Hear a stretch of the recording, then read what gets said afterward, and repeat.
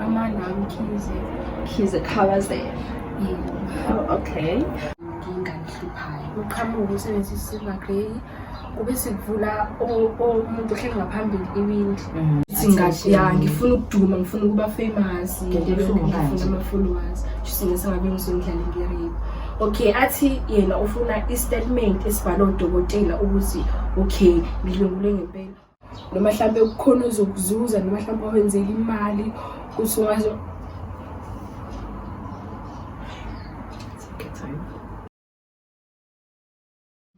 Sanibonani guys, igama okuhle lokhulumayo from Edibuza Green Pastures. Ngihamba noSisi omuhle. Sisi, sacela usichazele igama lakho mama. Amanami Khize Khawaze. Yeah. Oh, okay. Usisi usuka kuphi? Ngokuhlala ngisuka eLanda. eLanda eZimbabwe. Oh, okay. Ufunda khona noma mhlambe Nhlanhla Secondary School. Gama limnandi ke lelo. Grade 1. I'm doing grade 10. So esikoleni kunjani? Ku-right? Ihamba kanjani?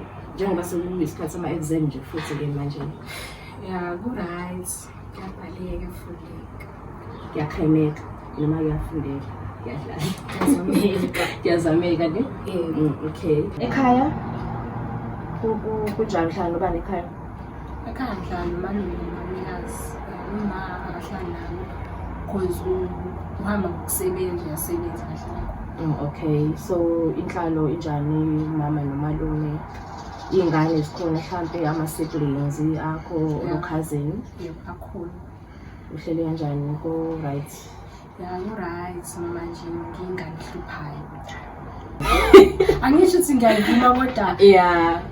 ukuhlupha kona into ekhona njengengane kusiyami. Yeah, ngoba vele zonke iy'ngane ziyayihluphela.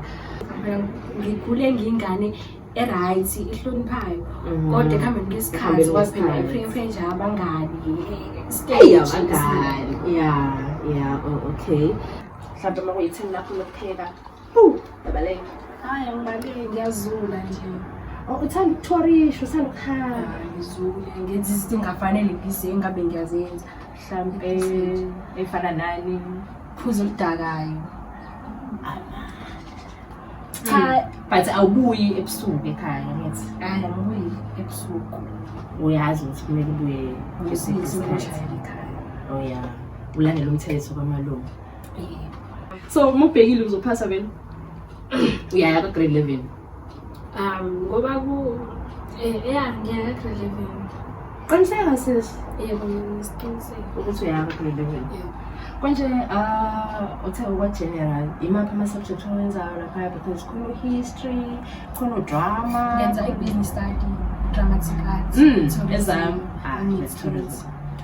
Yeah. Bese ngibikeza ezinye nge-different ezinye. Oh, okay. What's your favorite subject? Dramatic arts. Obvious. Siyabonga ukuthi ube nathi namhlanje ne. Alikushisa kakhulu ilanga manje? Bengihamba ngemoto. Oh God. Okay. Sizofisa ukuba yini? Mhlawumbe ufisa ukuba ukarabo nje lapha generation. Oh yeah. Mina ngifisa ukuba ngifisa ube actor. Ne? Yeah. Ungayishaya monologue? Ungangihlula? Hayi siyabonga ke lokho kodwa ke sizobeka eceleni ukuthi mina nawe yabo sike sithi ungqobuzayo kancane lapha kuma monologue. Okay, so mhlambe usisi angakwazi ukusitshela ukuthi njengoba esefikile ela kwenzakaleni. Like ngitshela isitori sonke. Ungasitshela isitori sonke uma ukuthi u-comfortable. Oh yeah. Ngomhla 24 cause ngisho nabasheni. Mhla 24 sizovula 25 sizobala ngomhla 25. Then ngakusasa kumhla 25 kwakumgqibelo. Ngangiyakhona. Njengenjalo njengoba la izolo ngihambile ngingaboni mhlawumbe kungaba khona inkinga engasenzeki. Futhi ngihamba usisi wami nje ungiphelezela nje hafuna. Okay. Mengiphelezela Ngiqhubeke ngihambe-ke ajike because vele mncane ngizile usizo onakekela. Oh okay, bengahambi naye ngongayi esontweni yena ngaloyo lawo. Oh okay. Khona kwaMashu noma Khona eNandi. Sorry, okay. Mengiphele ajike-ke ekujikeni kwakhe. Ngithe ngisahamba kanjalo kwaqhamuka nje u-7 City uSilver Grey. Uqhamuka u-7 City Silver Grey kube sekuvula umuntu ohleli ngaphambili iwindi. Melivula lelo windi le ngibona ukuthi okay abafana phela lapha. Vele ebusuku kuyazi ukuthi akuphephile kunemoto enje abantu okay. Nami ngithuke ngiqwaye lo ungaphambili abesethuka inhlamba. Ethuka wena? Athi ngena la emoto awenzanga lutho. Ngiqoyile ingubo zami zesonto ngiyile esonto. Kube ngayo ngemuva kube sekuphuma abafana abawu4 because mina indlela yalaphandle ayazi ngibe sengena ngaphakathi laphana. Mangena ngaphakathi ukuthi baqhamuka ngakephi angazi kodwa khona la bangivimba khona ngaphambili. Babengivimba-ke babe sebengithatha behamba nami. Ungifaka emotweni because after lokho okwenzeka angikukhumbuli because bangidraga ngasekini. Mhlampe bavala or ilapho mhlampe substance bavala ngayo nomena. So waphaphama sendaweni ongayazi ungazi ukuthi ufike kanjani. Ngisho ngikho. So labafana laba wababona ebusweni babengafakanga izinto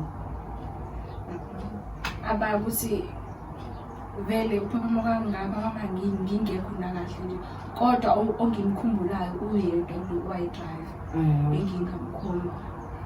So uphaphama kwakho uphaphama ubona ukuthi khona okwenzakalile or yebo manje after ukhona umuntu wamtshela masosuka lapho wasuka kanjani anganyosi esontweni. I'm sure azange besaya esontweni. Then wamtshela mhlambe umuntu omdala or ekhaya manje umamikazi wami. Umamikazi wakhe usafuna uma uma akahlali nalo konje uyasebenza. So I think siskip part ukuthi ufika kanjani ekhaya mayisuka kwi-event kwisigameko. How did you get home? Sorry. Ekhaya ngafika ngokuthi ngathi sengiphaphama lapho engaphaphama khona. Kube sekunakhonjana abafana ababekhona lapho lo yedwa owekade ephethe isibhamu esho ukuthi ngoba sesiqedile kade ufuna ukwenza masingabulala abesethu yedwa asikho isidingo sosibulala. Ngisolusi mina ngokubona kwami mhlawumbe kwabantu abangazi kodwa mina angibazi mina. Bese bengithatha-ke bangilahla kwenye indawo kuthiwa ngasegroundini ka-A ngasemabhokisini. Bese ngihamba lapho-ke ngizwe ngiyofika ekhaya. Mangifika ekhaya bahambisa ngemoto njengoba belahla lapho. Kusho ukuthi into babeyihlosile le ngoba nakho phela sebeze baphelezele la bakusondeze yabona and uqinisile mawuthi mhlawumbe abantu abakwaziyo ne. So ubani mhlawumbe abantu abaye bakusupporta after kwenzeke yonke lento leyo?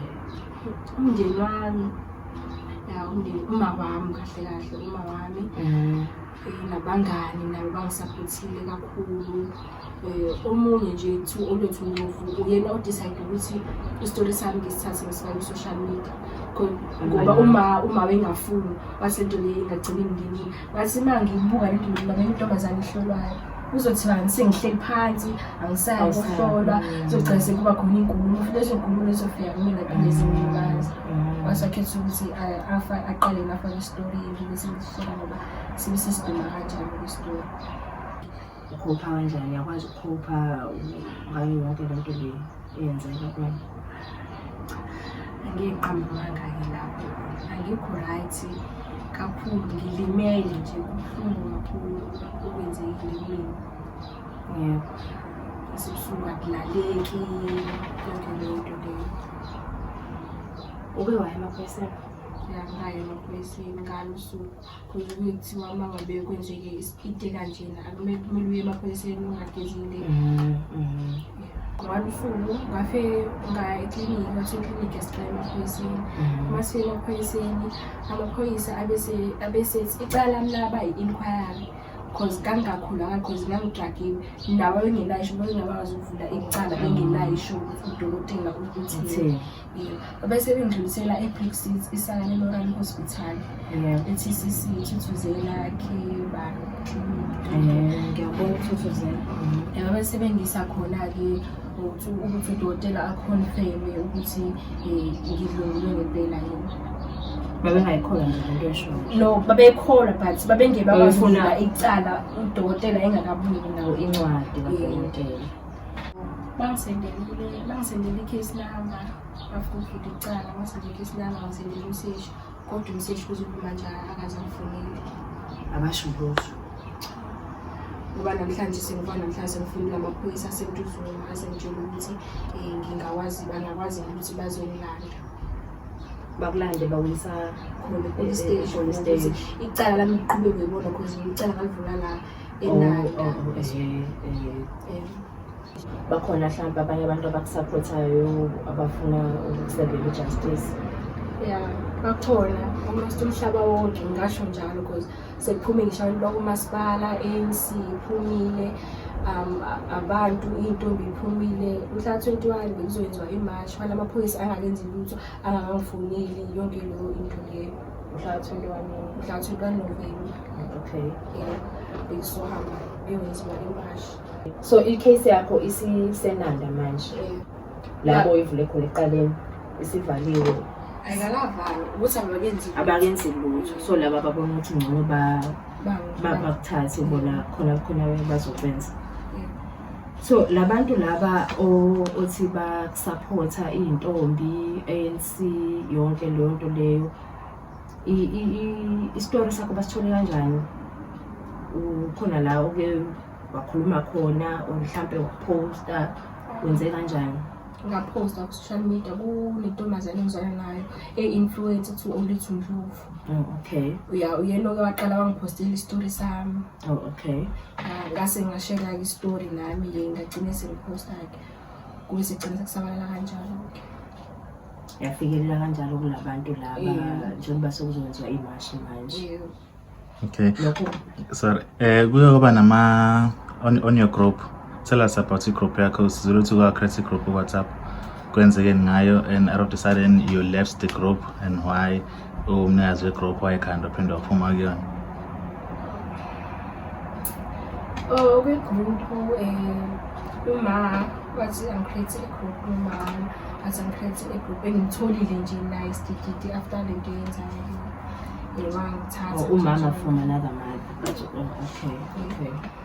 So angicreate group base ngicreate group ngashare ama-link yonke lento leyo kuba khona abantu kube sekunakhonjana ke sekuba khona intombazane e-inboxa abantu like inboxa abantu inboxa like ama-social worker abantu baka-ANC abantu vele abafuna ukungisiza abafuna vele ukuthi i-justice ngiyithole ibiseka inboxa ibiza ngomnganami ithi mina umnganami yona sasiplanile ukuthi thina sizohamba nangengayo esontweni sasiplanile ukuthi thina sizohamba sibona abantu bethu lesiphathi sinqale ngichaze sasiplanile sizohamba abantu bethu mina vele bese ngasisiyontombi at the age of 16 mina ngaye ngahamba nomuntu oqala umuntu ukuthi at the age of 16 mina ngina-16.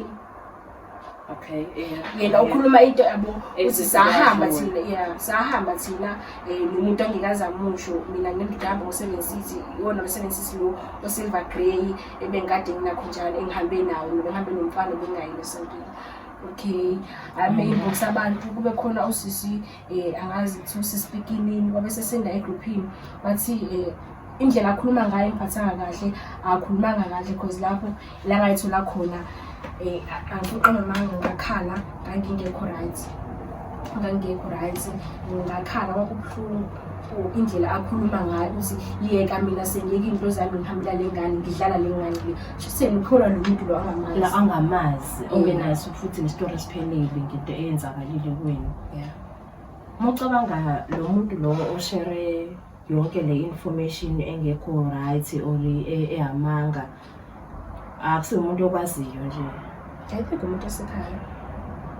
Khona umuntu ocabangayo. Yeah, osekhaya. Noma ngeke ngize ngisho igama lakhe kodwa wasekhaya.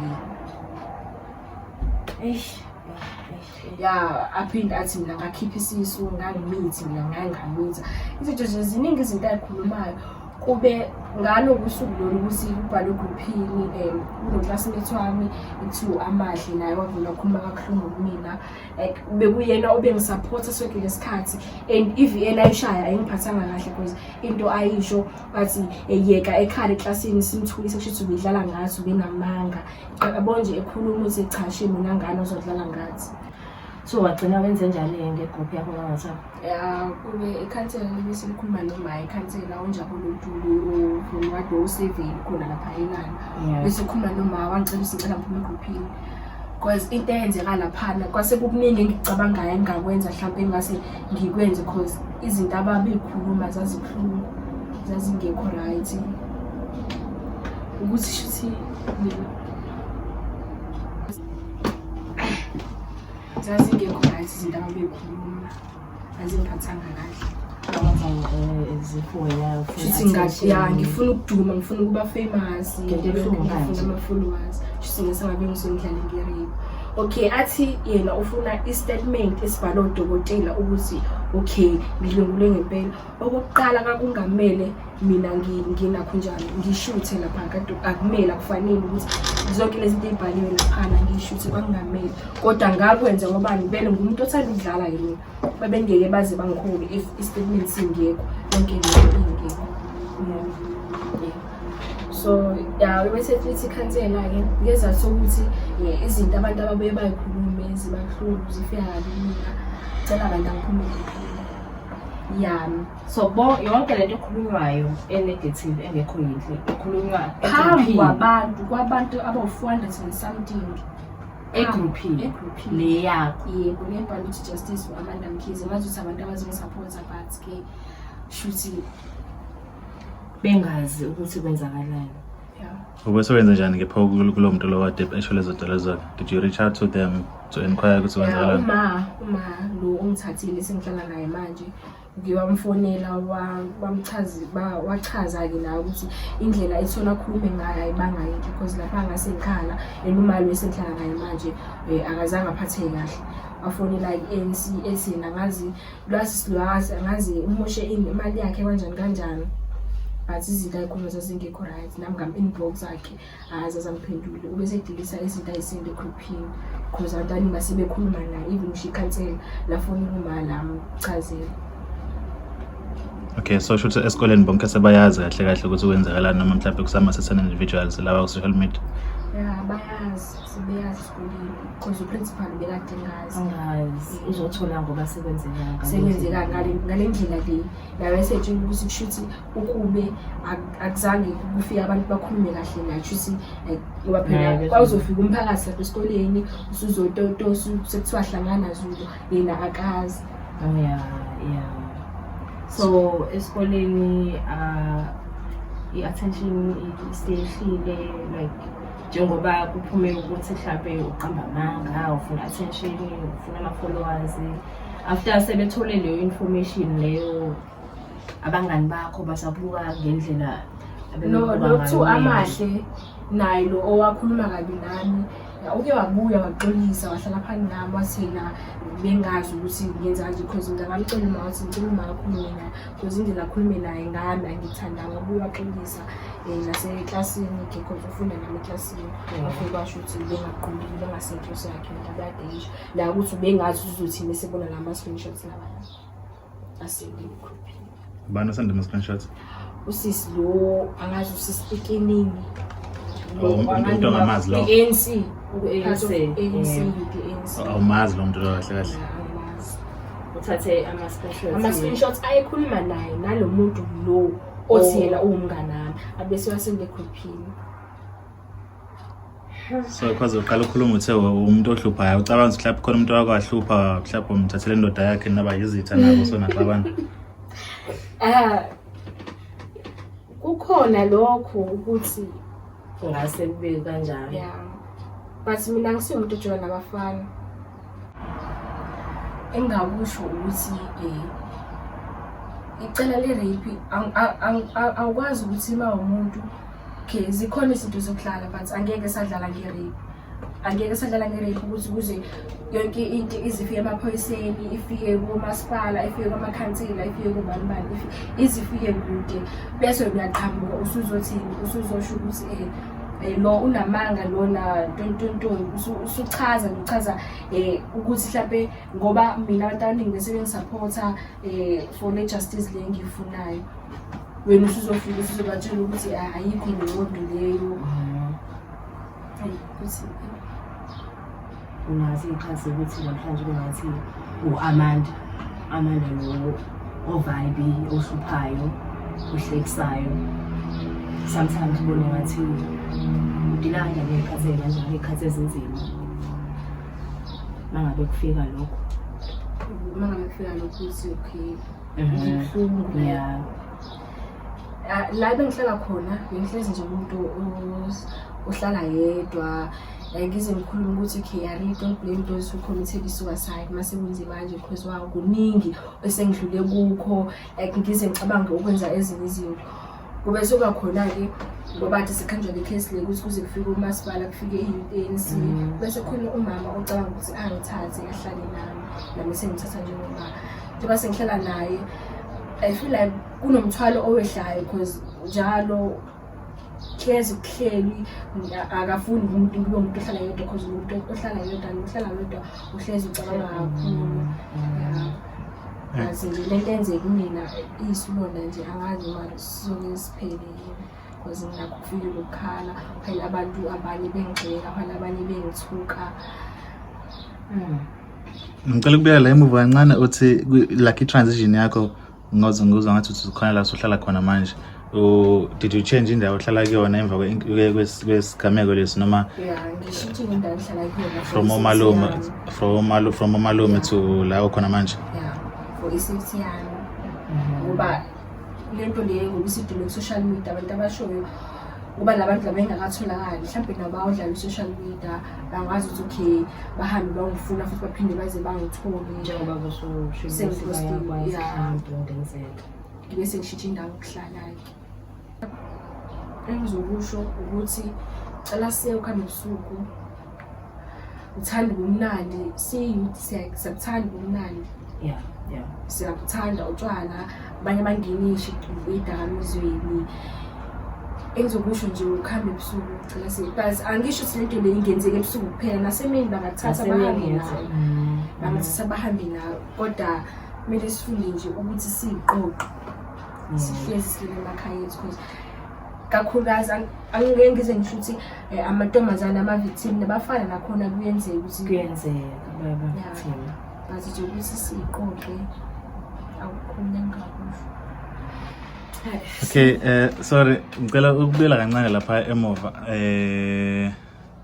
ukuthi since wayireporta le ndaba lemaphoyiseni la yayenzeka khona azikho into ezama-landmark mhlawumbe ukuthi kwakhona iy'tolo eduze or anything needed to trace ukuthi ekhona amakhamera ayeseduze engashuthi imoto mhlawumbe uzokwazi ukubona usebenzisa uthe grey mhlawumbe any close information ebingabonakala from lawo ma-buildings lawo ukuthi lawo angiyazi mina bengihlala emzini yazi ngafika la enanda DCF ukuzofunda enanda nje bengiyindawo engayazi because ngakhula khona ngimncane ngaphinde ngahamba futhi indawo eningi angizazi so ayikho into ngathi into efamily yawo ujwayele. Okay, so here ufike nomngane wakho, you said she's Karabo. How well do you know Karabo? Karabo kade ngamazi isemthatha nje usisi wami because umalume wakhe babangani. Okay, should now uyazi from point A to point last le ndaba le. Angazi ukuthi yazi yini because umuntu engamxela ukuqala umalumekazi wami uyena engathi uyayazi from ekuqaleni noma wami but angizosho kanjalo because uKarabo umuntu nje uthanda ukuyilalela bakwethu.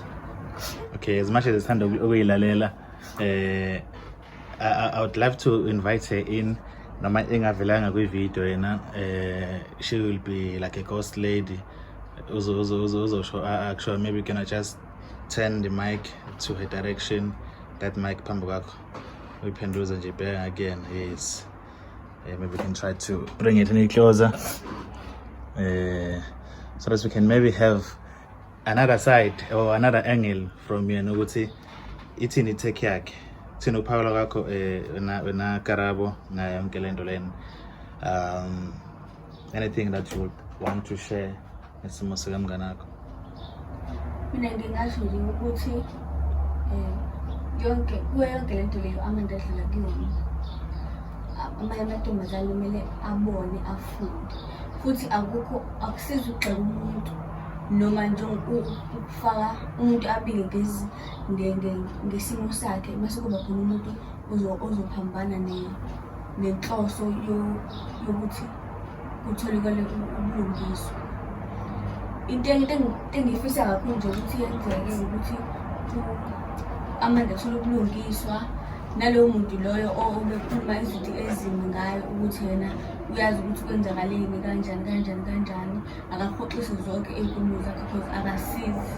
Kunalokho udala ukuthi yena kube nokukhuluma okukhulu, wenza umuntu ukuthi ube khona abe umthwalo wakhe ube umsinde more kunalento leyo adlula kuyona.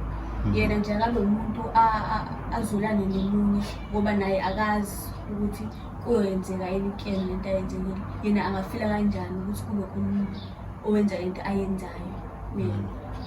Mina ngokubona kwami angazi yena ngoba kodwa mina ngokubona kwami angakabi satisfied ngaleyo ndlela ukuthi yena njengoba amaphoyisa eze afona namhlanje kodwa kade yabiwa le ndaba leyo. Nje mina ngokwami nje ayikho nje into esenziwa amaphoyisa ukulotuzana ukufollowisha leli cala. Bengizothi mina amaphoyisa awasabenza umsebenzi wabo.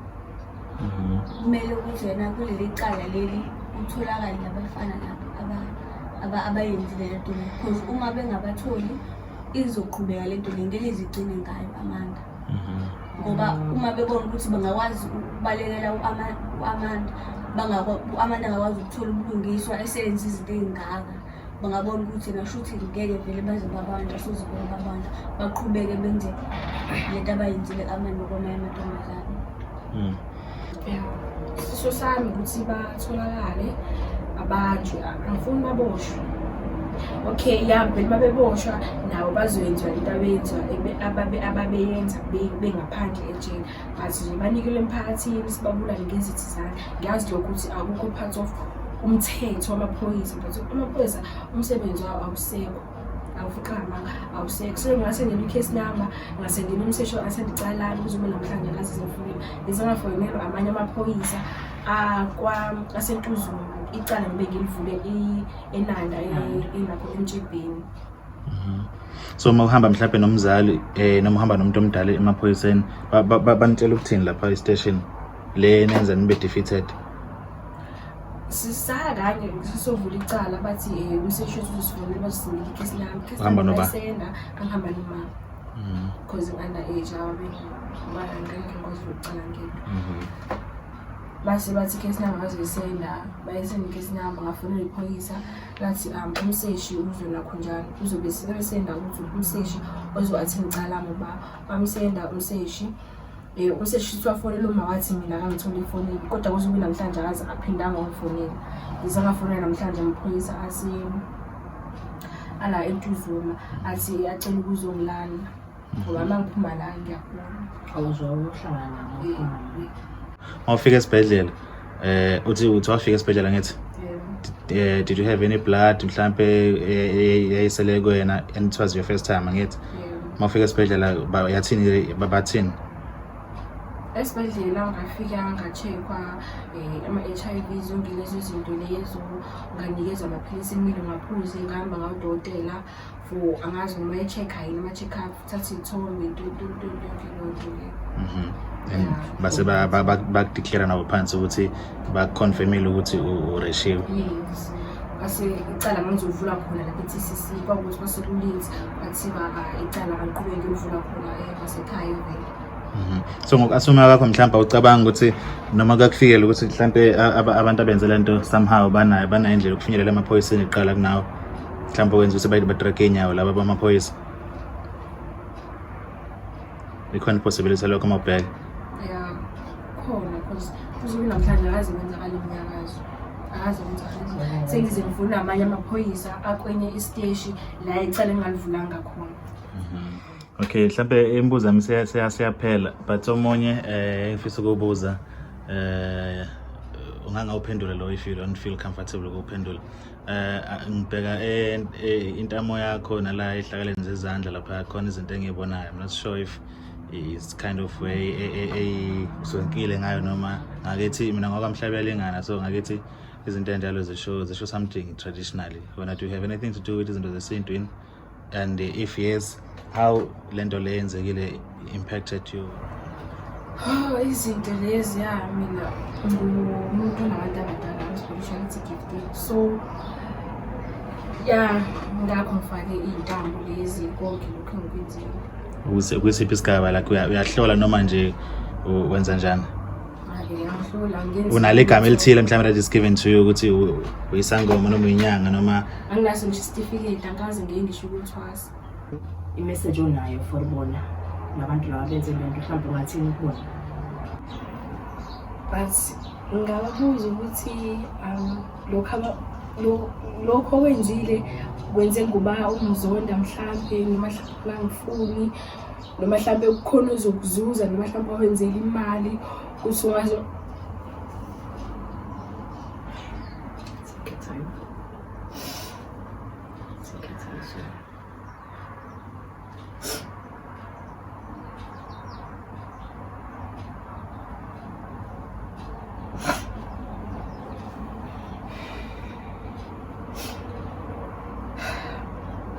ukugcina usuku bona ngibadinga bengaphili befile.